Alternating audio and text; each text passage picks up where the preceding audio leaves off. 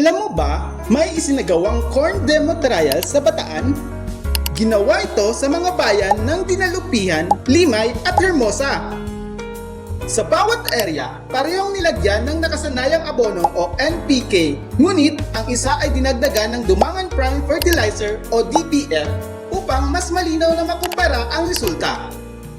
Ang Dumangan Prime Fertilizer o DPF ay isang advanced micronutrient fertilizer na idinisenyo upang palakasin ang bisa ng karaniwang abono tulad ng NPK, lalo na sa pagpapalaki ng mais.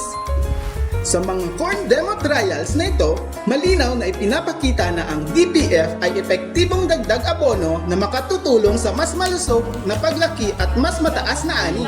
At ito ang mga naging resulta.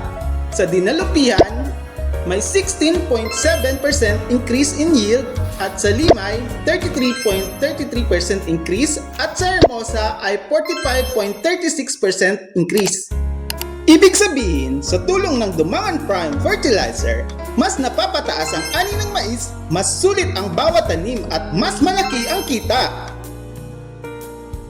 Bisitahin ang www.dumanganprime.com o mag-message sa aming social media accounts para sa karagdagang katanungan.